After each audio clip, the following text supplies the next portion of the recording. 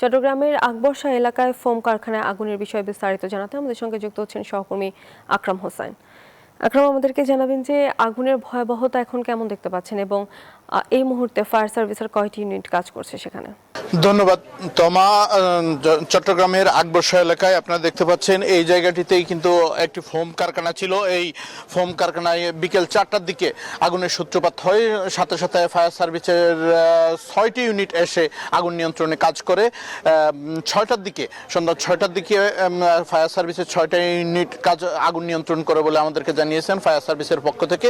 আমরা ফায়ার সার্ভিসের সাথে কথা বলেছি, তারা বলছেন আসলে এই ফোম কারখানায় বিভিন্ন ধরনের কেমিক্যাল ছিল। আসলে সেই কেমিক্যাল থেকেও এই দুর্ঘটনা ঘটতে পারে, তবে এখন পর্যন্ত কোনো কি কারণে দুর্ঘটনা ঘটছিল এবং ক্ষয়ক্ষতি কি এগুলো নিরূপণ করতে পারেনি। কারণ তারা এই ফোম কারখানার যিনি মালিক, তাদের মালিক পক্ষকে খোঁজার চেষ্টা করেছেন, তবে তারা খোঁজার পরে মালিক পক্ষের কাউকে খুঁজে না পাওয়ায় এই সমস্যার সম্মুখীন হচ্ছেন বলে আমাদেরকে জানিয়েছেন।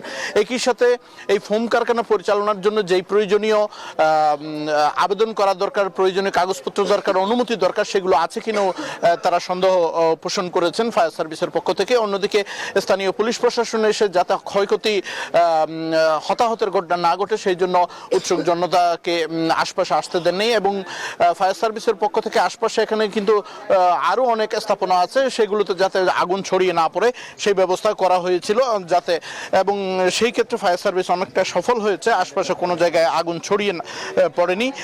শুধু যেই ফোম কারখানাটি ছিল সেই ফোম কারখানাটিতেই আগুন নেভাতে সক্ষম হয়েছে।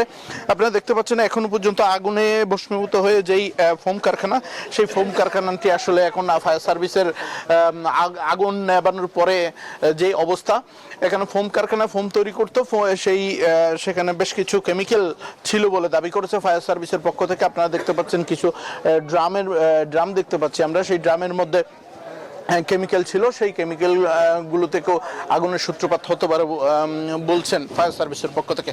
এখন পর্যন্ত আসলে চট্টগ্রামের আকবরশাহ এলাকায় যেই ফোম কারখানায় আগুনের ঘটনা ঘটছিল সেখান থেকে ছিল আমার কাছে সর্বশেষ অবস্থা। আমরা এখন যাবো স্টুডিওতে। তমা। আকরাম, ধন্যবাদ আপনাকে।